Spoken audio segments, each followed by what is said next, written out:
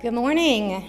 Welcome to the Unitarian Universalist Church of Little Rock, where love is our teaching and service is our prayer.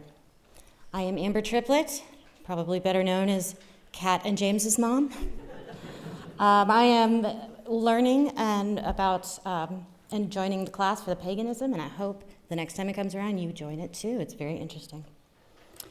If you're a newcomer, we are glad you have chosen to join us for worship. While you're here, please stop by our guest table at the vestibule to fill out a guest card and pick up some information about our church. I now invite Sarah Walker to come forward to light the chalice and lead us in our affirmation of covenant, which is printed in your order of service.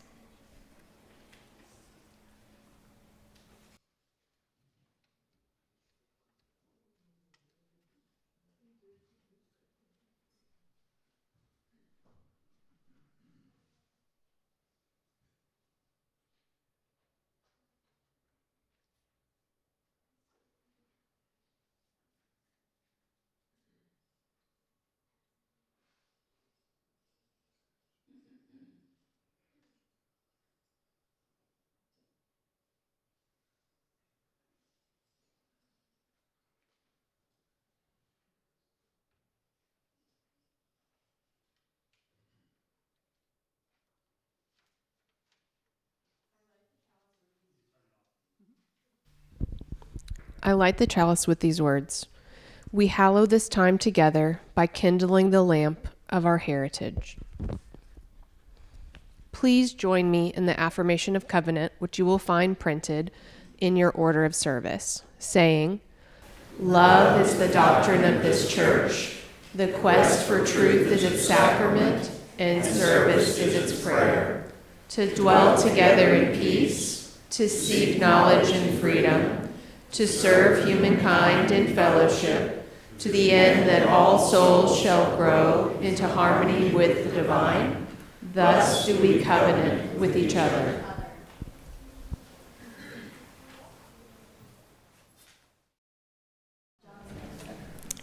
I invite John Mize to up here, please. Thank you.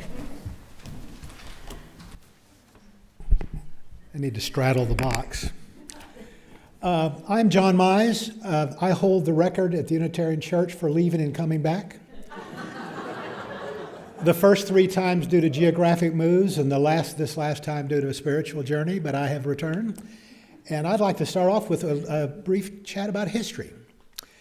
So Halloween, the Catholic Church has this important holiday on November the 1st called All Saints' Day, followed by All Souls' Day on November the 2nd.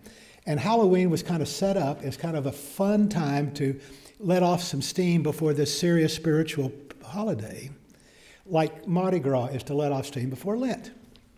And that's a lie. That's propaganda. All Saints' Day was originally set in April, after Easter. Makes sense. You celebrate the rise of Jesus, you celebrate the rise of the martyred saints, then you celebrate the rise of all Christians. And the Eastern Church still celebrates Easter in April. But in the Western European world, in the world of the culture of the Celts, they had their own holiday celebrating their ancestors, which the church tried to stamp out. And that is Samhain. And in the 9th century, the Catholic Church gave up and moved All Saints' Day to November the 1st to bootleg on Samhain. And they succeeded in convincing most people to lose its original meaning, but we're going to try to recapture that today. And I'd like to preface by saying that I believe that what makes us human is not that we have opposing thumbs and ability with tools, or do math better than chimpanzees. What makes us human is that we tell stories, and we are able to live within stories. And for a brief time, please set aside your critical mind and listen to a story and see if for a few minutes you might be able to live within it. In ancient times, before clocks, the day ended with the setting of the sun, not its rising. The day actually begins in the evening, in rest and preparation for active time heralded by the sun, following nature's plan. A plant begins life resting in the earth as a seed until called to life by the sun. Samhain marks the movement toward winter, the evening of the year, when we begin to slow down and to go inward. It is a contemplative time, a still time, a time for releasing and remembering. While Yule celebrates the return of the sun, Samhain marks the time between one year and the next. In this between time, the Celtic people believe the boundary between this world and the next becomes thin. It is a time to acknowledge the things to feel close to your friends and family. You can communicate with those who have gone beyond. It's also a time to acknowledge things in your life that are no longer sustainable or viable and release them. Samhain is full of opportunity for deep introspection and reflection. It is the beginning of a season of inward focus. While the experience of Samhain may prove to be powerful and emotional for you, remember that it is but one point in a sacred cyclical calendar. Nothing in the world is stationary. Life moves toward death, and death makes possible new life. May you come to honor this great cycle through your Samhain observance. May you walk away from ritual in a feeling of profound guidance and gratitude for the life you live. Here in the stillness, I remember those who stand beside me, those who have lived, those who have loved, those who live no more. In this physical world, my heart is a beacon, and I call out to my ancestors. Ancestors, noble ones, who have paved the way in the world. For my solitary brothers and sisters, I honor you today. May we have a moment here before the sacred hollows to be together. May you find your way to my shrine on this sacred day of Samhain.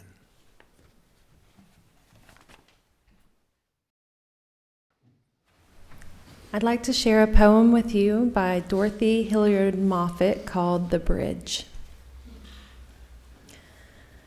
The way I walk, I see my mother walking, the feet secure and firm upon the ground. The way I talk, I hear my daughter talking and hear my mother's echo in the sound. The way she thought, I find myself now thinking, the generations linking in a firm continuum of mind. The bridge of immortality I'm walking, the voice before me echoing behind. We are all a witness to the ways in which our children carry forth the legacy of our ancestors and an active participant in its conveyance. Today, we pause to notice, to honor, and to appreciate the lives that came before us and their impact on the present. Today, I'll be reading an article written by an author called Iram, called Ancestors and Culture, Guardians of the Flame and Inspiring Wisdom, that I think beautifully describes the weight that their contributions have. It says, behind every tradition we practice, behind every ritual we keep alive, there were men and women who made a conscious choice. The choice to carry culture through hardship, to preserve identity in the face of change, and to leave behind a legacy that would outlast them. They understood that culture is not a luxury, it is a compass, a roadmap to our past and a guide to our future. Our ancestors were more than names in family trees. They were storytellers and healers, farmers and warriors, mothers, fathers, dreamers, and builders. They lived not only for their own survival, but for the survival of cultural wisdom. They understood something we sometimes forget today, that our ancestors and culture are inseparable, and through them we find meaning, guidance, and belonging. When we speak of ancestors and culture, we are speaking of resilience. We're speaking of love that stretched across centuries, a love that manifested in rituals, language, music, food, prayer, and daily life. Their devotion to culture was a gift, a living inheritance passed down to us. By remembering and honoring them, we continue the story, carrying forward the wisdom, values, and traditions that shaped who we are and who we can become. Culture was rarely preserved through grand monuments or written texts alone. More often, it lived quietly in the gentle rhythms of daily life. A comforting word shared with a child at night, carrying love, memory, and the echoes of generations. Recipes passed from grandmother to granddaughter were more than instructions. They were bites of heritage. Stories of who we were, woven into every flavor. Around evening fires after long days of work, stories were shared, teaching us resilience, hope, and the wisdom of the past. Seasonal gatherings and communal rituals marked the cycles of life, keeping families and communities close. These gestures may have seemed ordinary, yet they were extraordinary in their impact. Our ancestors were the guardians of continuity, ensuring that culture endured through the quiet, everyday acts of care. They understood that the survival of their culture depended on these simple, loving acts. Because of that care, we inherit more than blood. We inherit identity, belonging, and a living connection to the wisdom of those who came before us. It is easy to forget that our ancestors often carried culture under conditions of deep struggle. Many were forced to navigate systems that sought to erase their traditions, silence their native language, or diminish their identity. Some were told that their customs were outdated or forbidden, yet they persisted in quiet, determined ways. Every tradition that lives within us today is a reflection of love. Love expressed through persistence. Love that whispered, even if I cannot give you wealth, I will give you roots. Even if I cannot guarantee your future, I will give you belonging. When you taste a dish once made by your great-grandmother, you are not merely eating, you are partaking in memory. When you celebrate a festival, you are not simply honoring a date, you are stepping into a rhythm that has pulsed through generations. This is how ancestors and culture live within us, not as dusty relics, but as breath, as sound, as flavor, as spirit. Their devotion to preserving culture becomes our inheritance, a living echo of their love and care. It grounds us in belonging, reminds us that we are not rootless wanderers, but branches connected to a strong trunk. And without culture, we risk losing not just traditions, but identity itself. Today it is our turn to honor that gift. We are no longer only the inheritors, we are also the keepers, entrusted with carrying forward the inspiring wisdom of our ancestors. Through mindful practice, storytelling, and celebration, we ensure that their lessons continue to guide, uplift, and shape who we are. Every time we light a candle, cook an old family recipe, or speak a blessing passed down through generations, we are participating in a living thread that connects past, present, and future. We are not only honoring what came before, we are shaping what will come after. We are the bridge between our ancestors and the generations yet to come.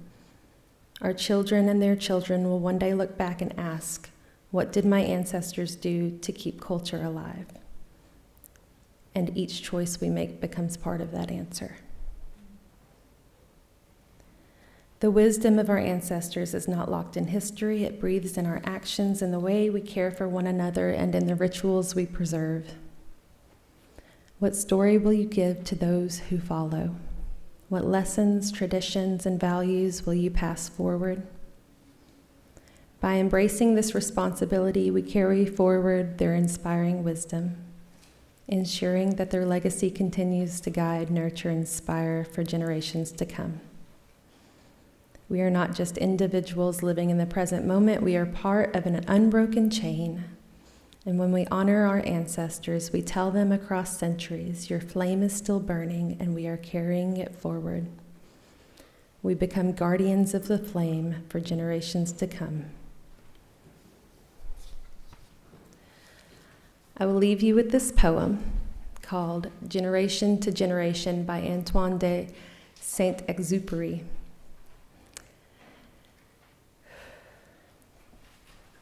In a house which becomes a home, one hands down and another takes up. The heritage of mind and heart, laughter and tears, musings and deeds. Love, like a carefully loaded ship, crosses the gulf between the generations. Therefore, we do not neglect the ceremonies of our passage. When we wed, when we die, and when we are blessed with a child. When we depart and when we return, when we plant and when we harvest. Let us bring up our children. It is not the place of some official to hand to them their heritage. If others impart to our children our knowledge and ideals, they will lose all of us that is wordless and full of wonder. Let us build memories in our children, lest they drag out joyless lives, lest they allow treasures to be lost because they have not been given the keys. We live not by things, but by the meaning of things. And it is needful to transmit the passwords from generation to generation. Let us take a moment to reflect on the ways that we can carry the flame of our ancestors forward.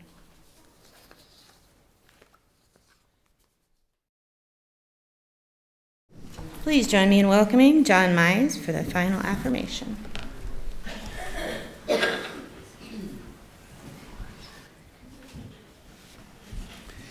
I have called out to my kin, ancestors of blood, spirit, and tradition. I have lit a Samhain fire that they may witness my devotion. I have made my offerings to the kindred three, affirming my place in the cosmos. My life is woven into the fabric of all being. The ancestors are in me, working through me. I am glad for their presence. Samhain is sacred indeed. I stand in gratitude, for I am alive in the world.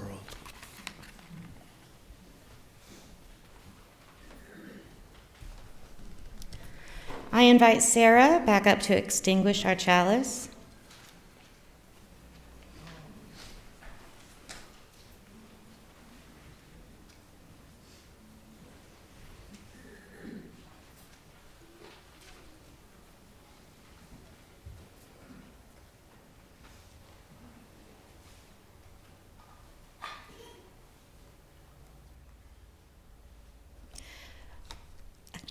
Please join in saying our closing words.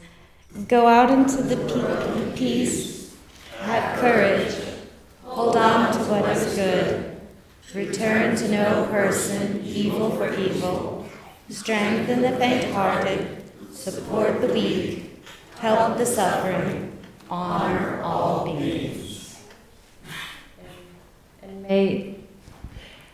And may the flame of our ancestors never be put out. May we carry it forward in all that we do.